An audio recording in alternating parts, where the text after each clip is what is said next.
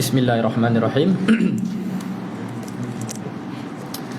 Alhamdulillahilladzi anzala ala 'abdihi al-kitaba wa lam yaj'al lahu 'iwaja qayyiman liyunzira ba'san shadidan min ladunhu wa yubashshiral mu'minin. Allahumma salli wa sallim ala sayyidina Muhammad afdhalus salati wat taslim wa ala alihi wa ashabihi wa man tabi'ahum bi ihsanin ila yaumiddin, amma ba'd. Alhamdulillah, syukur kepada Allah Subhanahu wa taala dengan sepenuh kesyukuran sehingga pada malam ini kita masih lagi diberi kesempatan oleh Allah taala menikmati nikmat iman dan Islam yang merupakan nikmat terbesar yang diberikan oleh Allah Subhanahu wa taala, nikmat yang dapat membebaskan kita daripada berada di dalam api neraka Allah selama-lamanya. Mudah-mudahan kita turut terselamat daripada api neraka walaupun sedetik dan sesaat, kerana azab seksa api neraka itu tidak mampu untuk ditanggung oleh kita semua walaupun berupa malah penglihatan sekalipun, walaupun melihat sekali sahaja. Jadi pada malam ini diberikan kesempatan lagi untuk bersama tuan-tuan puan-puan, muslimin muslimat yang dirahmati Allah SWT di surau Sri Sarjana untuk menyambung pembacaan kitab Safinah An-Najah, Bahtera Penyelamat, pada membicarakan bab fiqh, asas-asas yang mudah-mudahan jika kita tahu menjadi bahtera yang menyelamatkan kita lah di hidup di dunia dan di akhirat. Pengarang menulis kitab ini sebagai kitab asas, seperti yang saya telah cerita dulu, ringkas. Jadi sebab tu kalau kitab dah bagi ke kitab yang kat situ? Oh, dah bagi dah. Okey. Kalau kita tengok dekat kitab tu sangat simple dan ringkas. Tujuan dia apa? Ialah tujuan untuk mudah hafal dan ingat. Jadi nak faham, nak detail dia tu kena dengar syarahan lah. Kena dengar syarahan ataupun yang rajin boleh membaca. Tetapi yang lebih tepat, yang lebih terselamat ialah mendengar syarahan-syarahan mengenai maksud pengarang tersebut. Kerana para ulama menulis perkara-perkara tersebut tidak lain tidak bukan adalah bersandarkan kepada dalil. Bermula daripada Al-Quran, bermula daripada ribuan hadis-hadis Nabi SAW yang pelbagai riwayat, yang sahihnya, yang hasannya, yang dhaifnya digabung, yang bertembung, yang tidak bertembung, yang terdahulu, yang terkemudian. Jadilah hasil kita ialah buku ni. Buku ni yang dipersembahkan oleh para ulama untuk memudahkan kita membaca dan mengingatinya. Kita telah selesai pada sebelum ini mengenai bersuci. Jadi insya-Allah bagi siapa yang nak ulang kaji boleh tengoklah dekat Facebook Surau Sri Sarjana. Kalau ada bab-bab yang terlepas tu boleh tengok, tekanlah kan. Banyaklah sikit nak scroll tu. Banyak lagi kan, beberapa bulan yang lepas kan. Jadi kalau nak tahu mengenai maksud-maksud apa yang ada dalam ni, boleh scroll di situ ataupun di YouTube pun ada banyak, ataupun boleh baca, beli buku yang mensyarahkan mengenai kitab ni. Antaranya ditulis oleh Ustaz Muhadir Jul. Apa tah nama kitab tu? Tebal sikit. Kasyifatus Saja tu para ulama bahasa Arab, tapi ada Ustaz Muhadir Jul ada tulis juga buku warna biru. Saya terlupa nama dia, boleh juga baca. Okey. Pada hari ini kita akan memasuk tajuk solat, Kitabus Salah, mengenai sembahyang setelah selesai taharah bersuci. Kenapa diletakkan tajuk bersuci dulu? Kerana untuk menunaikan solat mestilah didahului dengan bersuci. Kalaulah para ulama letak solat dulu, tiba-tiba syarat untuk solat mula-mula sekali nak sembahyang, kena ambil wudu. Allah, wudu tak belajar lagi. Okey. Jadi sebab itulah diletakkan dulu.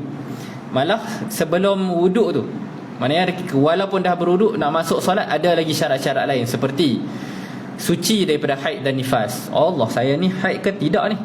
Ke istihadah? Darah ada? Kadang-kala semalam darah tak ada, kena qada ke tidak? Contohnya hari ni 2 hari lepas keluar darah, lepas tu semalam tak keluar, hari ni keluar balik. Yang semalam tu macam mana status dia? Okey, jadi berkait dengan solat. Begitu juga dengan najis.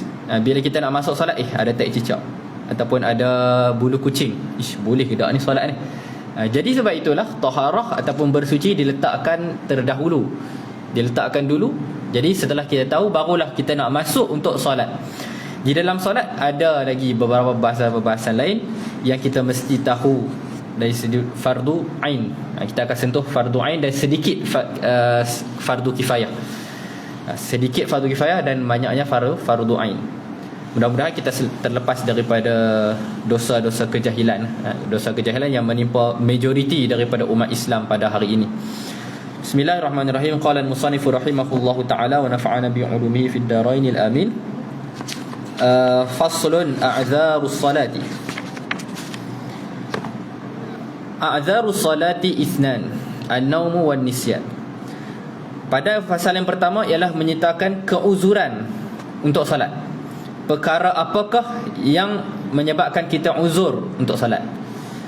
Benda ni penting sebab dia akan kait dengan tajuk qada lepas ni. Tajuk qada. Ada orang yang tinggal solat, contohnya lah, dah tinggal solat lama dah, 5 tahun tak solat.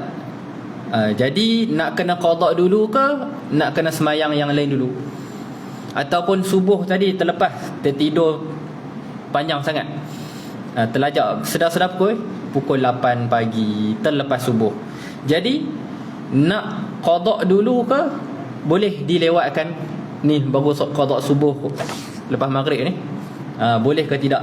Jadi itu berkait dengan adakah kita tinggalkan solat tadi dalam keadaan uzur ataupun tidak, yang disebut uzur syar'i. Uzur syar'i. Jadi uzur syar'i untuk solat itu apa di sini? Ada 2. Yang pertama, tidur, an-naum, tidur. Yang kedua, an-nisyan, lupa. Tidur dan lupa. Kerana diambil daripada hadis Nabi SAW. Nabi SAW bersabda, rufi'al qalamu an thalathatin. 3 golongan yang tidak akan dicatat, maknanya diangkat pena, malaikat tak catat. 3 golongan. Yang pertama, anin naimi hatta yastayqidha, daripada orang yang tidur sehinggalah dia bangun.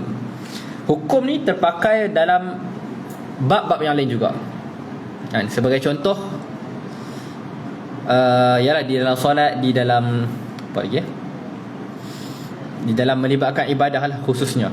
Di dalam melibatkan ibadah khususnya, tetapi kena qada juga. Kena qada. Kita akan ceritakan.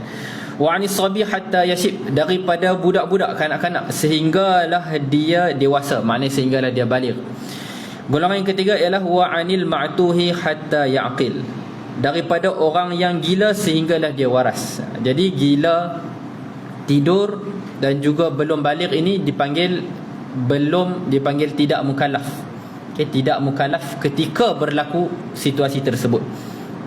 Jadi apa-apa yang dia buat, contohnya ketika dia gila, dia pergi mencuri, tengah gila ni mencuri, tak kisahlah tabung masjid ke tabung surau ataupun tabung rumah orang, jadi dimaafkan jika dia mencuri itu dalam keadaan gila. Tetapi kalau dia gila, masuk masjid, Allah segap, pergi ambil, ketika itu tidak dimaafkan. Jadi di situ datangnya hakim perlu menyiasat, adakah gila dia itu ketika ataupun sebelum. Kerana yang dimaafkan ialah ketika gila. Sama juga tidur, ketika mencuri itu dia tengah tidur, hebat pencuri ni. Jadi menyebabkan dia terbebas daripada hukuman jika dia mencuri dalam keadaan kena tidur. Begitu juga dengan solat. Tidur ni macam mana? Tidur ni macam mana? Yang pertama, kejap, dia tidur sebelum masuk waktu. Sebelum masuk waktu dia tidur. Sebagai contoh, subuh pukul 6 suku, dia tidur pukul 5 pagi. Adakah lalu menyebabkan dia bangun lewat, bangun pukul 8 terlepas subuh, adakah dia dimaafkan? Dia dimaafkan. Tidur sebelum masuk waktu solat dimaafkan. Tetapi tidur ketika dah masuk waktu solat itu tidaklah dimaafkan. Bermaksud apakah maksud tidak dimaafkan? Berdosa. Okey.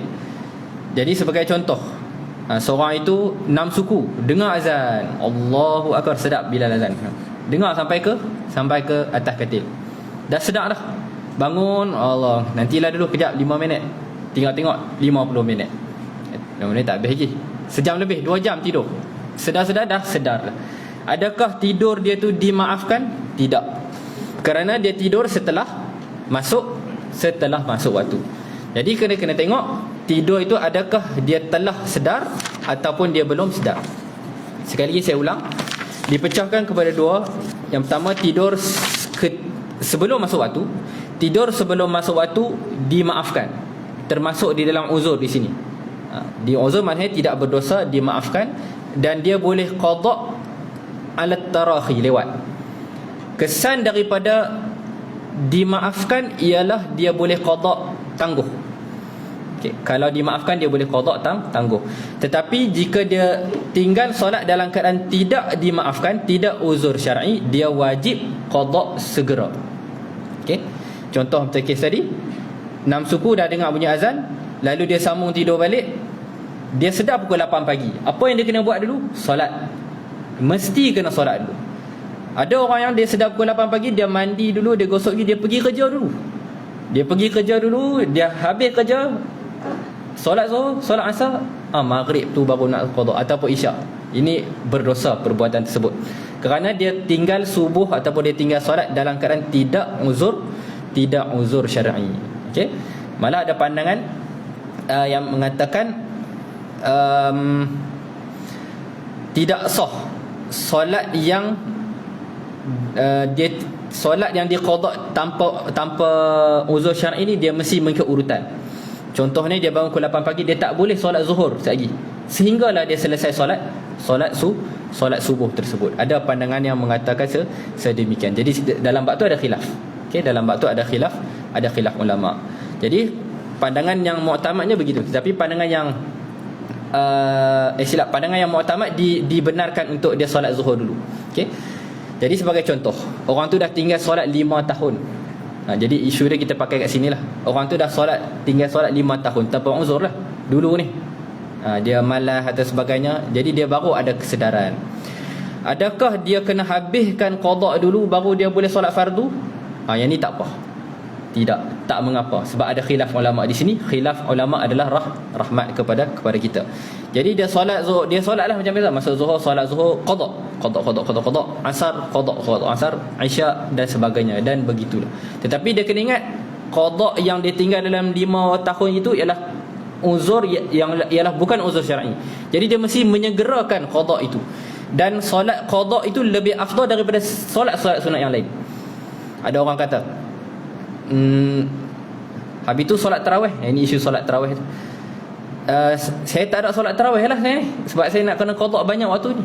Ya, qada dia lebih afdal daripada dia solat sunat tarawih. Lebih baik dia menggunakan peluang untuk solat tarawih itu 20 rakaat untuk qada solat. Contohnya 20 rakaat 10 waktu subuh, 10 hari punya subuh. Okey, alhamdulillah. Jadi dia niat qada ketika itu. Bagi orang yang pernah meninggalkan solat tanpa uzur syar'i lama banyak. Yang singkat ni, habiskan dulu qada, barulah solat yang lain. Okey, dapat? Jadi macam mana pula? Okey ni, pecahan-pecahan masalah. Baru dekat bab tidur. Macam mana pula kalau dia tengok bola sepak? Dia tengok bola sepak. Sekejap, ada detail kat sini. Oh, itu kat bab kejut. Dia tengok bola sepak, pukul 4 pagi dia tidur. Dan dia tahu kalau dia tidur pukul 4, dia akan bangun pukul 8. Macam mana tu? Jadi dia nak kena berjaga ke macam mana? Okey, jadi di sini di segi hukum fiqh dia masih kategori dia uzur syar'i. Sebab dia tidur sebelum masuk waktu. Kerana ada kemungkinan dia akan bangun. Ya, ada kemungkinan dia akan bangun. Walaupun dia tahu dah dia ni kalau tidur memanglah makan 4-5 jamnya. Tetapi ada kemungkinan untuk dia bangun. Tetapi dari sudut tasawuf, dari sudut akhlak, kepada Allah Subhanahu Wa Taala, dia seri nilai. Kenapa dia sanggup utamakan berjaga sehingga kelewat malam pada perkara yang tidak bermanfaat? Kalau perkara bermanfaat lain cerita dah.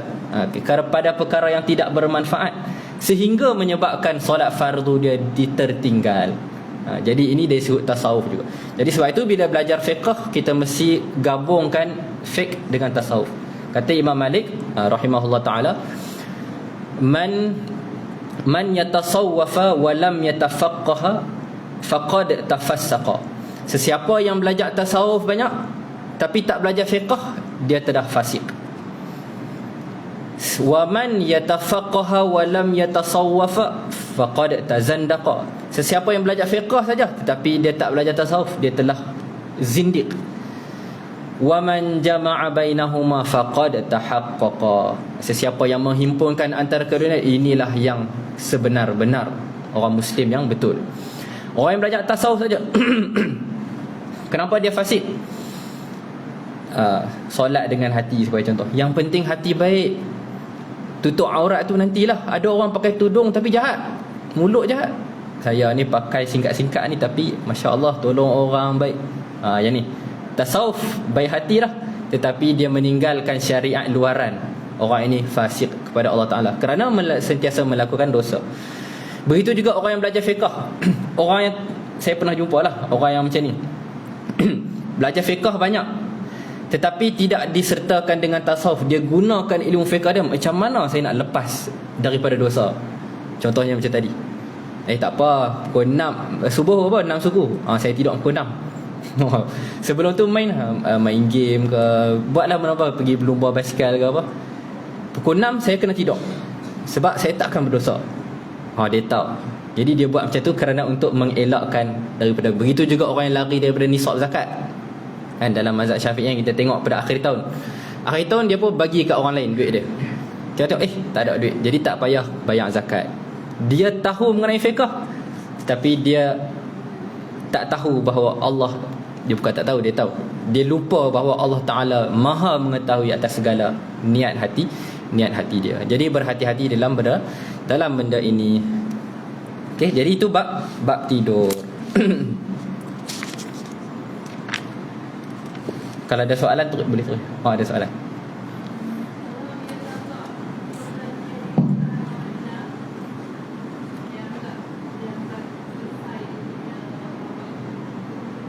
Dekat Madinah. Dekat Makkah. Waalaikumsalam. Dia mengatakan solat wajibnya di Mekah atau Madinah dan dia menganggap akan dapat 100 rakaat, 1000 rakaat kan, atau 100,000 rakaat. Adakah dia dikira sudah selesai mengqada'kan solatnya dan boleh membuat solat sunat yang lain ketika balik ke Malaysia? Okey, kejap. Adakah tak apa, saya jawab dua-dua lah. Mengqada' solat di Mekah Madinah bagus kerana mengambil peluang gandaan pahala itu. Dia melaksanakan qada' solat dia. Dia qada' lah selama banyak, kalau banyak sangat lah yang solat, jadi dia qada'. Orang lain solat duha 8 rakaat, dia qada' 8 rakaat. Orang lain tahajud 11 rakaat, dia qada' 11. Jadi itu yang lebih baik dan bagus perbuatan demikian. Adakah boleh dia solat sunat? Ya, ada pandangan ulama yang membenarkan. Maksudnya tidak bukan alal faur, bukan semesti terus, tetapi yang lebih baik seperti mana yang saya sebut ialah dia menggunakan, jika dia nak solat sunat, qada', tukar niat kepada qada'. Sebab qada' itu hukum dia wajib, sunat itu sunat. Yang pahala wajib lebih besar daripada pahala yang sunat. Jadi lebih baik jika dia niat nak solat sunat, ada lagi solat qada' yang belum selesai, dia buat solat qada' di Mekah, Madinah ataupun di Malaysia. Jadi di sana lebih baik. Begitu juga dengan bulan Ramadan. Ada orang yang hari lain, hari biasa dia qada' solat 10 waktu. Hari biasalah, hari ni hari biasa 10 waktu. Bulan Ramadan 50 waktu. Bagus dengan tindakan tersebut. Maksudnya dia menggandakan ibadah dia untuk qada'. Jadi ini yang kita galakkan kepada orang ramai. qada dengan kadar yang dia mampu, semampu-mampunya. Selesaikan qada dengan secepat mungkin. Okay. Kerana itu hutang kita kepada Allah Ta'ala, kita tak tahu bila kita akan dijemput oleh Allah Ta'ala nanti. Okay. Jadi begitu. Wan nisyan, dan lupa. Lupa ada dua pula. Satu, lupa ini hasil daripada perkara ketaatan. Yang kedua, lupa yang hasil daripada perkara yang bukan taat. Sebagai contoh, lupa yang hasil daripada perkara ketaatan. Dah azan, dah masuk waktu maghrib, dia pun datang nak sembahyang maghrib. Datang nak sembahyang maghrib, Allah ada kuliah. Tak apalah, sekejap lagi saya solat lewat sikit. Penting ni kuliah ni, dia kata. Dia pun dengar kuliah dulu. Dan dia memang nak kata, nanti saya akan solat isyak pukul 8 suku. Solat isyak pula, solat maghrib pukul 8 suku. Dia sampai lewat, masuk, tak apa, saya dengar kuliah dulu, 8 suku saya solat maghrib. Dan dia pun duduk. Dia duduk dengar. Dah masuk isyak dah. Dia berazam tak untuk solat? Ya, dia berazam tadi untuk solat, tetapi dia lupa. Dia lupa dengan sebab perkara ketaatan. Jadi ini dimaafkan oleh Allah Subhanahu Wa Taala. Kerana lupa ini juga daripada Allah Subhanahu Wa Taala. Adalah hadis lain, al-khata' wa nisyan. Rufi'al qalamu an salas, anil khata' wa nisyan wa mastukrihu anhu. Tadi hadis lain, ini hadis yang lain pula. Dimaafkan ataupun diangkat pena. Yang pertama, orang yang tersilap. Yang kedua, orang yang lupa. Yang ketiga, orang yang dipaksa oleh orang lain. Jadi orang yang tersilap, orang yang lupa, dimaafkan oleh Allah Subhanahu, dimaafkan di dalam, juga dimaafkan di dalam syarak. Sebagai contoh jugalah, dia dah masuk waktu zuhur, dia pun okey, kejap, baca buku dulu. Baca buku ke, baca Quran ke, ataupun dia menuntut ilmu, kelas dan sebagainya. Akhir sekali bila dah habis kelas pukul 4, dia terlupa. Nak buat macam mana dia terlupa? Jadi itu dimaafkan oleh Allah SWT. Tetapi jika lupa itu hasil daripada perkara yang dilarang oleh Allah Ta'ala. Contohnya, dah masuk zuhur, sekejap lah, main game tu. Dia perkara haram atau makruh? Haram atau makruh. Perkara harus tak apa? Contohnya makan. Makan perkara harus. Jadi makan kan 3 jam makan. Terlupa nak solat zuhur. Banyak sangat, sedap. Okey, perkara harus. Tapi yang tak boleh ialah perkara makruh atau perkara haram. Contohnya main game. Apa lagi contoh? Apa-apa lah kan, perkara haram atau perkara haram atau perkara makruh, sehingga menyebabkan kali Allah Akbar, terlupa nak solat zuhur tadi. Ini berdosa dan tidak uzur syar'i. Jadi apakah kesan dia? Macam saya sebut tadi, jika lupa bukan uzur syar'i, maka dia kena qada segera. Kalau dia lupa kerana uzur syar'i, dia boleh tangguh dan tidak berdosa. Okey. Ada tambahan daripada kitab ini, daripada ulama yang lain. Dalam kitab ini disebut 2 sahaja, uzur solat, iaitu lupa dan juga tidur. Tambahan di sini ialah kejap ya. Okey. Keluarnya dia solat di luar waktu kerana uzur untuk jamak takhir.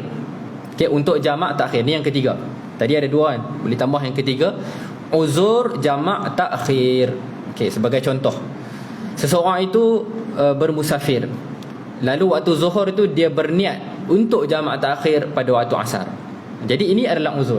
Jadi dia bolehlah tinggal lewatkan solat zuhur dia sehinggalah pada waktu asar. Okay, jadi ini juga termasuk dalam uzur syar'i. Kenapa kitab Safinah tak masukkan benda ni? Sebab benda ni detail sangat, sampai tahap macam tu. Padahal benda ini memang ma'ruf dalam bab lain, memang pun boleh untuk kita jamak. Jadi sebab itu, salah satu syarat untuk jamak takhir ialah mesti niat pada waktu solat yang pertama. Okay, ini sikit kita ulang. Solat jamak takdim mesti waktu niat dia ialah pada waktu solat yang pertama. Contohnya waktu solat zuhur, Allahu Akbar. Waktu dalam solat itulah dia kena niat untuk jamak takdim solat asar sekali. Waktu rakaat pertama ke, kedua, ketiga, yang penting sebelum bagi salam. Sebelum bagi salam dia niat. Kalau at-tahiyat dah tahiyat dah, tak niat tadi, jamak, okey, niat waktu tu boleh lagi. Jadi dia bagi salam, dia teruskan untuk solat asar 2 rakaat. Itu jamak takdim.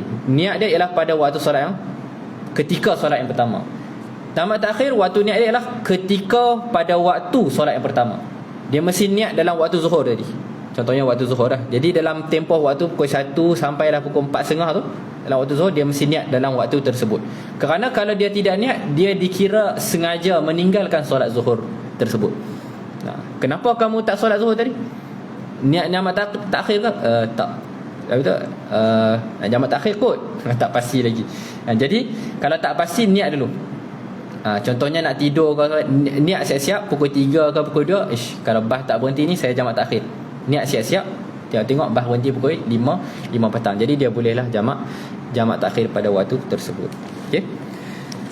Ada lagi tambahan lain tapi kita tak sentuh. Termasuk pada fasal yang agak penting di sini ialah syurutus salati thamaniyatun, taharatul hadatsaini wat taharatu 'anil najasati fi as-sawbi wal badan wal makan wa satrul 'aurah wa istiqbalul qiblah wa dukhulul waqti wal 'ilmu bi fardiyatiha wa alla ya'taqida fardan min furudiha sunnatun wa ijtinabul mubtilati. Okey. Okey, baik, masuk pada fasal yang kedua ialah mengenai syarat sah solat.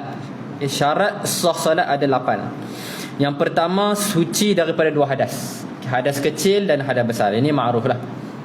Suci pada hadas kecil bermaksud dia ada wudu. Suci pada hadas besar bermakna dia dah mandi wajib. Okey. Hadas kecil bermaksud keadaan seseorang tidak berwudu. Hadas besar bermaksud keadaan seseorang perlu mandi wajib. Itu hadas besar. Okey, jadi itu senang. Jadi jika dia tidak ada dua ni, maka dia dipanggil tidak cukup syarat sah solat. Ada keadaan orang yang tidak mampu untuk menghilangkan daripada dua-dua tersebut.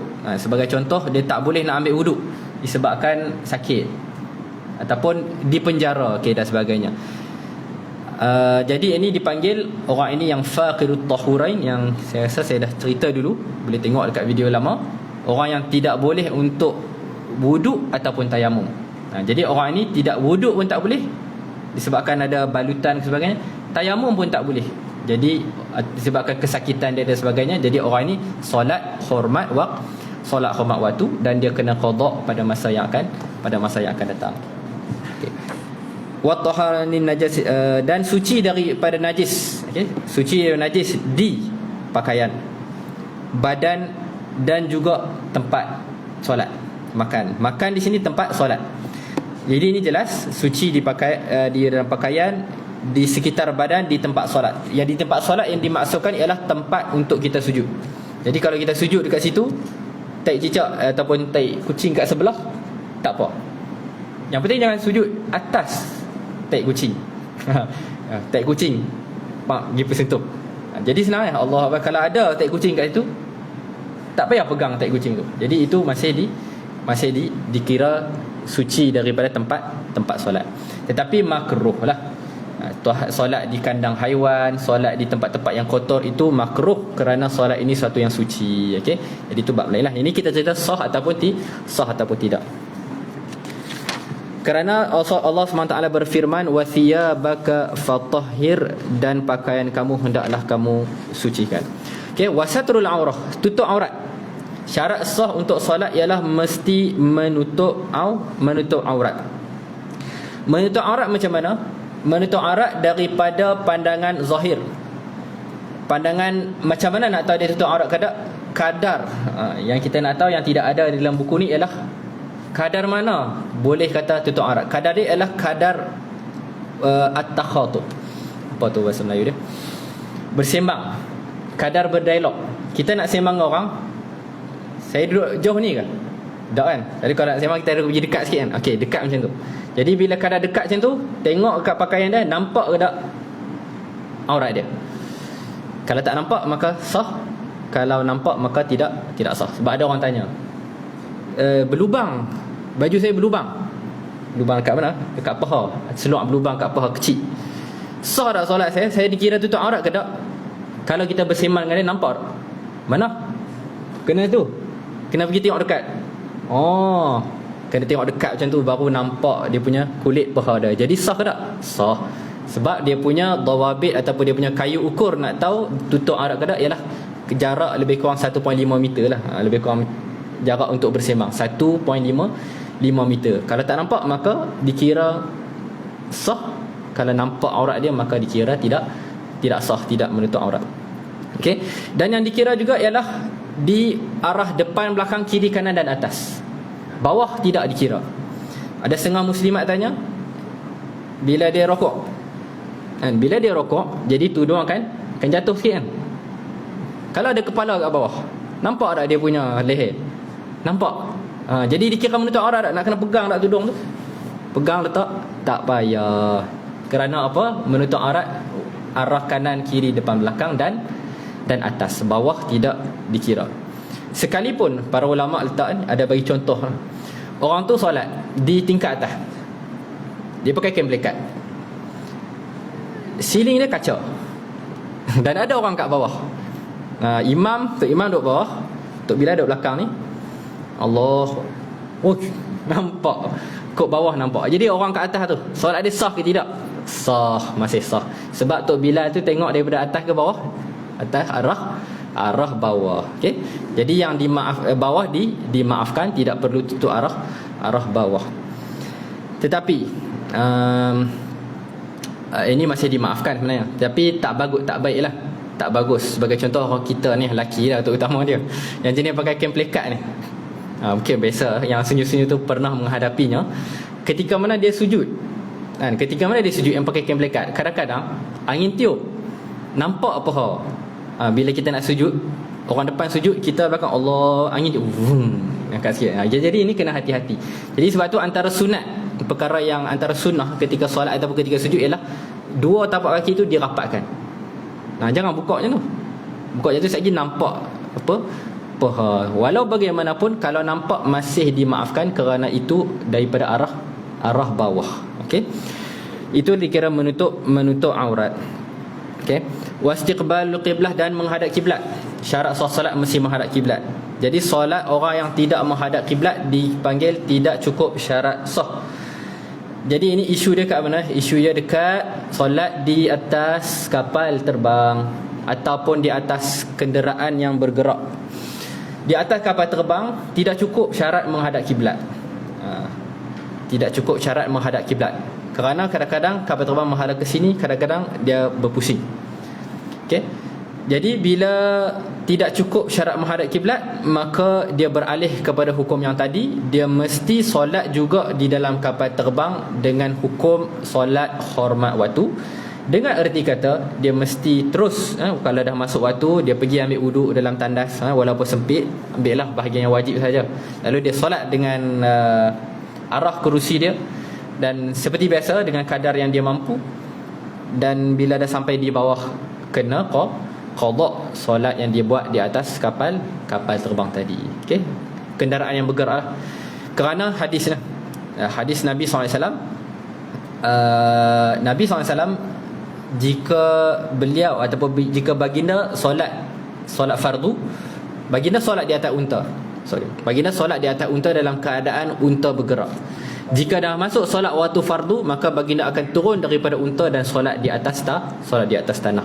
Okay. Daripada hadis ni para ulama kata solat di atas kenderaan yang atas langit ataupun atas langit lah, atas langit tidak sah.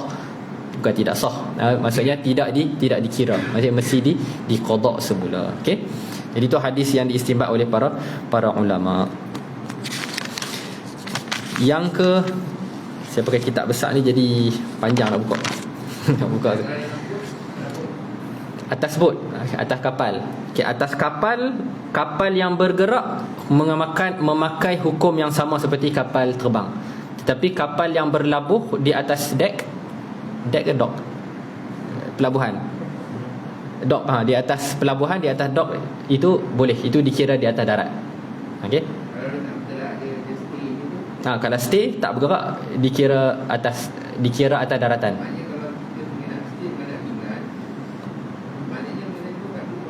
Ya, betul. Kalau kapal itu stay, tidak bergerak, dan kita berjaya, kapal mudahlah kan, selalu kita boleh untuk solat menghadap kiblat, maka dia dikira macam biasa. Solat macam biasa, tak perlu qada.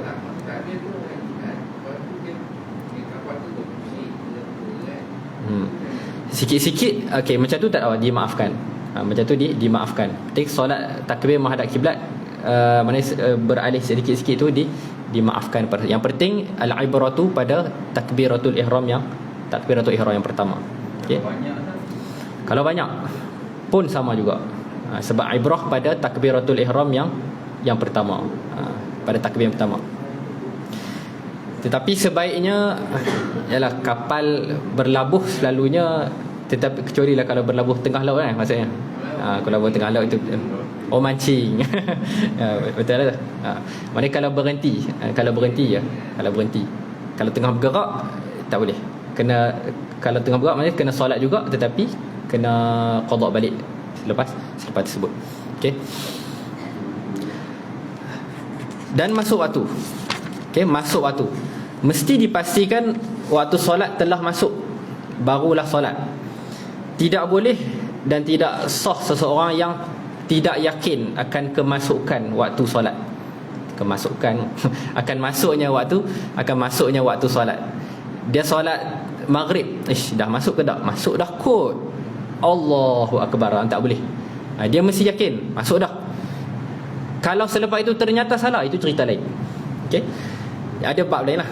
Sebagai contoh, dah azan, dia pun solat maghrib, tiba-tiba tak masuk lagi, jam salah, jam awal 15 minit. Jadi apa yang dia kena buat? Dia kena qada balik solat yang tadi. Dia dipanggil, ternyata yang dia telah solat di luar waktu. Ternyata dia telah solat di luar waktu, maka dia kena qada selepas daripada itu. Ini dimaafkan. Juga adalah uzur yang dimaafkan pada syarak. Ada satu kisah lah, tak ingatlah dulu, isu solat masuk waktu ni. Ingat tak tahun bila, 2019 ke 2018, Selangor pernah mengisytihar waktu subuh kita lewat ke awal 8 minit. Lewat 8 minit. Okey. Jadi Selangor pernah mengisytihar waktu subuh lewat 8 minit. Okey. Jadi ketika itu kita telah selesai. Jadi di sini ada yang lebih, yang pandang ulama kata ialah dimaafkanlah, sebabkan pada ketika kita dah solat sebelum ni, kita telah solat dalam keadaan yakin ketika solat tu. Okey, ketika solat tu kita telah solat dalam keadaan yakin.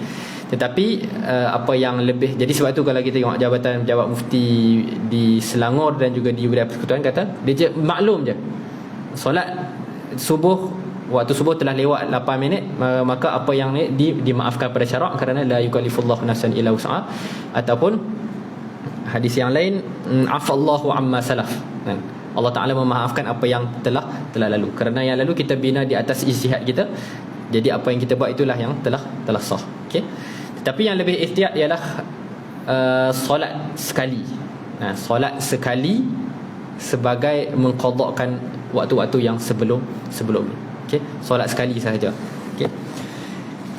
Wa dukhulul waqti wal ilmu bi fardiyatiha, dan mengetahui akan kefarduannya, mengetahui akan fardunya solat tersebut. Wa alla ya'taqida fardan min furudiha sunnah, dan tidak beriktikad perkara yang fardu daripada perkara-perkara yang fardu itu sebagai sunat. Okey, yang ni penting. Yang ni ramai anak-anak muda kita yang saya pernah berpengalaman, dia gagal dalam bab ataupun syarat sah solat yang ni. Ini syarat sah solat. Dia mesti tahu benda yang fardu itu fardu, dan benda yang sunat itu sunat. Silap, dia mesti tahu yang fardu itu fardu. Kalau dia tahu yang sunat itu fardu, tak apa. Yang penting yang fardu itu dia mesti beriktikad bahawa itu adalah fardu. Sebagai contoh, kita tanya dia, Al-Fatihah wajib ke tak ni? Tak pasti dah, wajib ke tak wajib lah. Dia tak pasti, jadi dia tak tahu Al-Fatihah itu wajib. Ini tidak cukup syarat sah solat. Okay? Dia mesti tahu yang Fatihah, sujud, rukuk, tahiyat itu fardu. Dia kena tahu bahawa benda itu fardu. Kalau dia mengiktikad benda itu sunat, Fatihah sunat je ni, sujud sunat je ni, maka solat dia tidak sah. Tetapi kalau sebaliknya, dia beriktikad yang sunat itu sebagai fardu, itu tak apa. Sebagai contoh, takbir intiqalat, lepas kita nak masuk daripada qiyam kepada rukuk, Allahu akbar. Allahu akbar tu wajib ke sunat? Wajib buat, semua orang buat ni, wajib. Tak apa. Walaupun sebenarnya benda tu sunat. Ataupun surah selepas solat Al-Fatihah. Ada orang ingat surah selepas Fatihah itu wajib. Tidak mengapa. Kerana dia menganggap yang sunat itu sebagai fardu, itu tidak mengapa. Wajtinabul mubtilat, dan menjauhi perkara-perkara yang boleh membatalkan solat. Okey. Menjauhi perkara-perkara yang boleh membatalkan solat. Okey, adapun kita baca dengan laju kat sini. Last ialah isyak pukul berapa kat sini? 8.40 ke? 45. 30 something. Dah dekat dah lah. Okey. Tadi syarat sah solat, dipanggil syarat sah solat. Adapun syarat wajib solat. Apakah maksud syarat sah solat? Syarat sah solat bermaksud jika perkara-perkara yang disebutkan tadi ada, maka solat dia sah. Jika perkara yang disebutkan tadi tidak ada, maka solat dia tidak sah. Yang dia nak sebut pada sekarang ni ialah syarat wajib, yang mana kalau ada benda ni maka diwajibkan solat, jika tidak ada tak diwajibkan. Yang pertama, Islam. Orang Islam diwajibkan solat, ya, berbeza dengan orang yang bukan Islam. Orang yang bukan Islam tidak diwajibkan solat. Yang kedua, baligh, telah akil baligh. Yang ketiga, berakal. Maka orang yang gila tidak diwajibkan solat. Yang keempat, an-naqa' 'anil haid wan nifas, suci daripada haid dan nifas. Okay? Jadi sebab itu orang yang ketika dalam keadaan haid dan nifas, dia tak diwajibkan solat, malah tak boleh pun solat, diharamkan. Dan solat tadi dia tak perlu dia tak perlu qada pun. Okay? Tak perlu qada solat, disebabkan dia termasuk dalam syarat wajib dia ialah mesti suci daripada haid dan nifas. Yang kelima, salamatul hawas, sempurna panca indera. Panca indera yang menyebabkan dia tidak boleh solat lah. Sebagai contoh, orang itu pekak dan buta. Okay, orang itu pekak dan buta. Panca indera kita ada dua benda yang boleh menyebabkan maklumat masuk dalam panca indera kita. Yang pertama, mata. Yang kedua, telinga. Kalau seorang itu tak boleh mendengar, dia masih boleh melihat, dia masih diwajibkan. Disebabkan apa? Dia masih boleh dapat maklumat dengan cara dia melihat. Ada orang buat isyarat dan sebagainya. Jadi dia masih boleh dapat maklumat dan dia masih diwajibkan solat. Kalau sebaliknya, orang itu tak nampak, maksudnya buta, tetapi dia boleh mendengar, maklumat masih boleh masuk. Okay, dua anggota ni yang menyebabkan maklumat masuk, iaitu penglihatan dan juga pendengaran. Kalau dia tidak ada dua-dua, maka dia tidak ditaklifkan, terangkat taklif.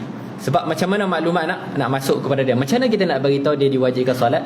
Nak tunjuk tangan pun tak boleh, nak bercakap pun tak boleh. Okay? Jadi orang ini telah terangkat kewajipan solat kerana tidak sempurna panca indera kita. Okay, dah azan lah. Masuk dah.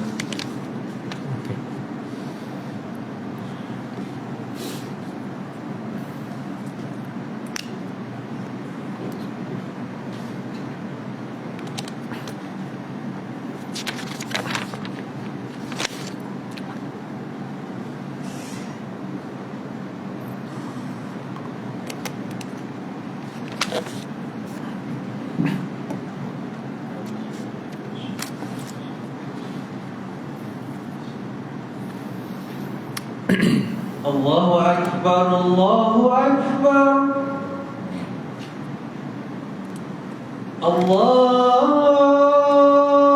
Akbar, Allahu Akbar. Ashhadu an la ilaha illallah.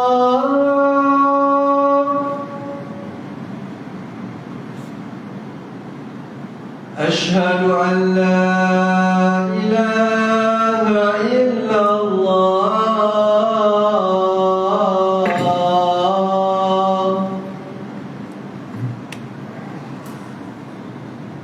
أشهد أن محمدا رسول الله.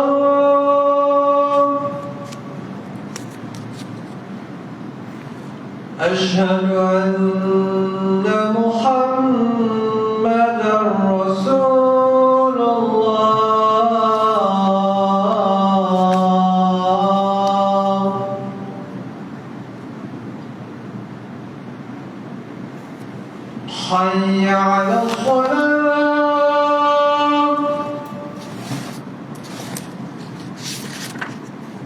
حي على الصلاة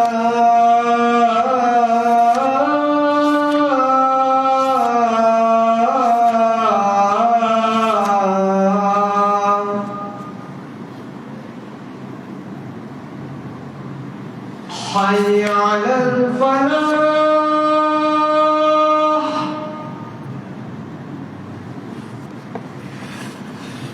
حي على الفلاح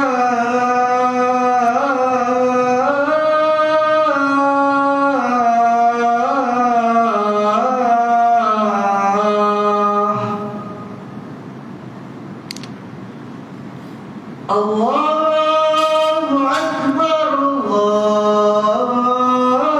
الله أكبر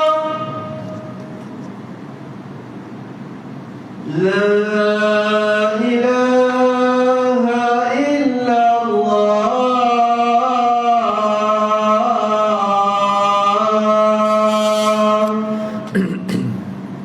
لا إله إلا الله اللهم رب العالمين والصلاة والشرف والدرجة العالية إنك لدنا. Baik, ada dalam lebih kurang 8 minit lagi sebelum kita solat. Saya baca sikit lagi. Jadi sebelum tu, kalau lepas ni kalau ada apa-apa, saya akan buka kepada soal jawab lah untuk takhir. Al-ahdathu ithnani al-asghar wa akbar, fal-asgharu ma awjaba al-wudu'a wal-akbaru ma awjaba al-ghusla. Ini telah saya ceritakan tadi, hadas itu ada dua. Kenapa dia cerita hadas kat sini? Kerana pada mula tadi dia telah cerita mengenai antara syarat sah solat ialah mesti suci daripada dua hadas. Lalu dia pun syarahlah dekat sini. Hadas itu ada dua jenis. Yang pertama hadas kecil, yang kedua hadas besar. Maka fal asghar, apakah itu hadas kecil? Ingat definisi yang mudah. Definisi yang mudah iaitu perkara-perkara yang mewajibkan kita berwuduk. Itu hadas kecil. Kalau dipanggil terkena najis itu bukan hadas. Contohnya baju kita kena kencing kucing ke, itu kita bukan berhadas nama dia. Itu dipanggil dalam keadaan najis, mutanajis. Jadi cara untuk menghilangkan najis ialah dengan buanglah, basuh dengan air dan sebagainya. Itu keadaan bernajis. Tetapi hadas ini lain, okey. Najis seperti mana saya telah ceritakan sebelum ni, najis sesuatu yang boleh dilihat dengan mata kasar, tetapi hadas tidak boleh dilihat dengan mata kasar. Maka hadas kecil itu ialah perkara-perkara yang menyebabkan seseorang itu wajib berwuduk. Wal akbar ma aujabal ghusla, dan hadas besar ialah perkara yang mewajibkan seseorang itu mandi wajib. Ada 6. Kita dah cerita sebelum ni. Keluarnya mani, bertembungnya dua kemaluan, laki dan perempuan, suci daripada haid atau nifas, mati, dan juga bermimpi. Dan juga bermimpi basah. Okey, jadi itu perkara-perkara yang mewajibkan mandi wajib. Bila berlaku perkara-perkara yang disebutkan tadi, maka dia berada di dalam keadaan hadas besar. Jadi dia mesti mandi barulah hilang hadas dia. Okey, jadi sebelum saya tutup, ada apa-apa soalan? Buka sikit soal jawab. Mana yang saya boleh jawab, saya jawablah. Yang saya tak boleh, saya tangguh pada akan datang. Ya, silakan.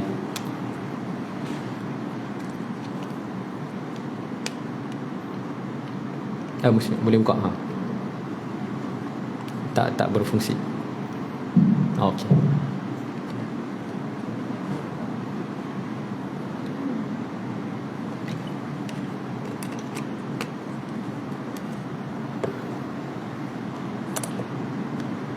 Assalamualaikum Ustaz. Soalan pertama, kan tadi Ustaz kata solat sebelum masuk atu. Kita solat lepas tu masuk atu dan kita qada. Sama ada qada atau kita solat balik. Qada satu. Yang kedua, soalan peribadi saya, macam kat orang di kerja di Kuala Lumpur, kadang-kadang hujan lebat, ataupun naik kereta api, public transport tu semua, kadang-kadang kita terlepas waktu solat maghrib ataupun dalam keadaan daripada Kuala Lumpur ke Kajar, kereta api problem apa semua. Jadi kita ketinggalan, kadang-kadang terlepas waktu maghrib. terutamanya masa-masa waktu awal hari tu. Jadi adakah apa yang Apa kita patut buat? Okey. Okey. Ada lagi? Okey, sama-sama. Ada lagi. Okey, soalan yang sangat baik. Yang pertama tadi, jika kita solat sebelum masuk waktu kemudian ternyata perkara itu salah, adakah kita nak niat adaan, tunai ataupun qadaan? Jika kita buat solat itu di dalam waktu, kita niat adaan, tunai. Contohnya, belum masuk maghrib kita dah solat, waktu dah masuk maghrib baru kita tahu. Jadi kita solat dalam waktu maghrib, dipanggil adaan, tunai. Usalli fardhul maghribi 3 raka'atin adaan lillahi ta'ala, tunai. Kalau sedar benda tu esok, maknanya dah habislah masuk maghrib semalam tu, esok baru tahu, jadi dipanggil qadaan, niat sahaja. Okay, niat sahaja qada tetapi tidak berdosa. Okay, kerana dia adalah uzur syar'i. Okay, adaan dengan qadaan tu niat sajalah. Okay, niat. Yang kedua, jika berlaku ketika sesuatu hari ataupun dalam keadaan yang getir, iaitu bagi contoh dalam kesibukan Kuala Lumpur di dalam public transport, saya faham, saya pun pernah naik dulu setahun. Apakah yang kita patut buat? Okey. Jika kita boleh turun, tentulah kita kena turun. Kalau kita boleh lah, kalau ada stesen yang sempat kita turun dan tidak ada masalah untuk wuduk dan sebagainya, kita cubalah untuk turun. Kalau tak boleh, kita niat jamak. Okey, niat jamak takhir. Kerana jamak bukan dalam kitab kata sama ada jamak kerana musafir, itu yang pasti kita semua tahu. Yang kedua, jamak kerana sakit. Yang ketiga, kerana hujan. Okey, ketiga ni yang disebutkan di dalam kitab. Tetapi yang dikiaskan oleh para ulama ialah jamak ketika sakit tu. Kenapa ketika sakit boleh jamak? Kerana masyaqqah, kesusahan yang ada ketika sakit tu. Macam mana ni jamak ketika sakit? Operation berlaku pukul 2 petang, dan pastinya bius itu akan berpanjangan lah sampai ke maghrib dan isyak. Jadi dia akan menyebabkan terlepasnya solat asar dia. Jadi dinasihatkan pada pesakit, kalau ada ni pesakit-pesakit, ialah jamakkan siap-siap zuhur dan asar. Kerana asar lagi kita akan terlepas. Yang ini dipanggil jamak ketika sakit. Dikiaskan juga itu ialah situasi-situasi yang getir seperti ini, yang antara yang boleh kita buat, iaitu jamak takhir. Jamak takhir dalam keadaan itu saja. Kena ingatlah, perbahasan jamak ini luas, tetapi tidak diajar sewenang-wenangnya kepada orang awam. Kerana dikhawatiri disalahguna. Dikhawatiri disalahguna oleh orang yang boleh jamak, terus jamak. Boleh jamak, terus jamak. Okey, dalam keadaan macam tu saja. Sebab memang tak boleh nak solat. Yang itu nak buat apa?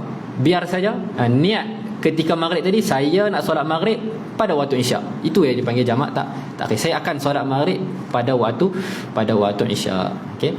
Ataupun jika tidak niat jamak takhir, ada lagi pandangan yang mengatakan solat maghrib tadi jadi qada.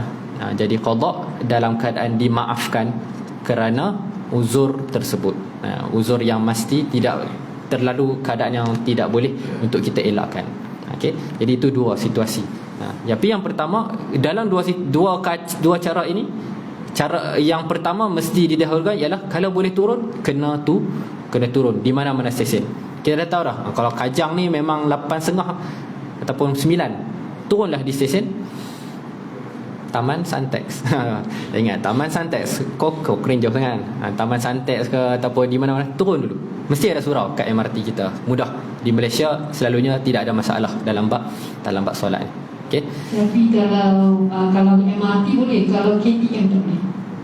Okay. KTM susah. Betul. Kita nak tunggu lagi yang kedua dalam 40 minit. Faham. Betul. Jadi boleh pakai yang itu, dipanggil tidak boleh lah. Masuk kepada yang kedua tadi. Okey, begitu. Wallahu alam. Ada soalan last? Solat sedang berlangsung dah dia tulis. Kita belum berlangsung. Bagilah.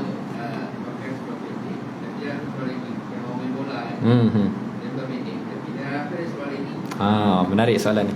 Okey.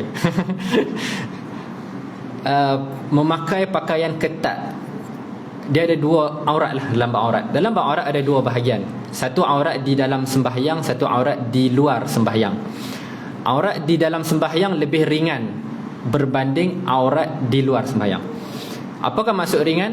Maksud ringan ialah yang penting menutup warna kulit aurat di dalam sembahyang. Yang penting menutup warna kulit. Walaupun pakai ketat, pakai tudung ketat apa, menutup warna kulit, dan bila lihat tak nampak. Jadi sah ke tidak solat tu? Sah solat. Aurat di dalam sembahyang. Aurat di luar sembahyang lain. Pakai baju renang, pergi shopping kompleks. Pakai baju renang perempuan pergi shopping kompleks. Dia sembahyang lagi sah kalau tutup aurat dengan sempurna lah. Sah. Tetapi perbuatan dia menayangkan bentuk badan dia itu haram. Di luar sembahyang ada isu menampakkan bentuk badan. Jadi macam lelaki pun samalah. Okay, lelaki dia ringan sikit lah berbanding perempuan. Aurat di luar sembahyang, aurat di luar sembahyang bagi lelaki masih dimaafkan, nampak walaupun ketat lah. Ini nampak lutut tu confirm tak boleh. Tetapi yang ni telah tutup dengan seluar fit. Nampak bentuk ni, paha ni, sado nampak, masih belum haram, makruh lah. Yang haram ialah nampak kemaluan lelaki. Ada seluar yang ketat sampai nampak kemaluan depan dan belakang, itu haram. Kata ulama haram. Tetapi kalau fit seluar carrot apa panggil, ketat ni sampai nampak habis bentuk lagi, itu trend zaman sekarang yang tak tahulah. Saya tengok kat pejabat tu, kenapa nak pakai ketat-ketat ni? Saya kalau pakai tu tak selesa nak berjalan, kita nak berlari, nak main bola. Jadi rasa tak selesa. Jadi di luar sembahyang lelaki ketat-ketat tu makruh. Yang tak boleh ketat pada kemaluan, itu haram. Okey, jadi itu sajalah. Jadi solat tadi sah. Sah. Sama juga bagi perempuan. Perempuan tadilah beza antara luar sembahyang dengan di dalam sembahyang. Wallahu alam. Okay, jadi itu sahaja daripada saya. Yang lemah yang baik daripada Allah Subhanahu taala, yang lemah dan kurang daripada diri saya sendiri. Wabillahi taufiq wal hidayah. Mudah-mudahan kita dikurniakan taufik dan hidayah oleh Allah SWT untuk terus mendalami ilmu agama ini. Dan tujuan kita belajar ni untuk memperbaiki ibadah kita dari semasa ke semasa. Dan yang paling penting ialah ikhlas. Niat kita, tasawuf lah last kali. Apa yang kita perlu buat daripada kita pelajari fiqh ni ialah menselarikan kefahaman fiqh kita ini untuk beribadah kepada Allah Ta'ala. Kerana Allah Ta'ala itulah tujuan kita. Kita nak menghadap Allah Ta'ala dengan penuh syariat, dengan sepenuh cara yang ditetapkan oleh Allah SWT. Wassalamualaikum warahmatullahi ta'ala wabarakatuh. Tutup dengan tasbih kafarah surah Nas.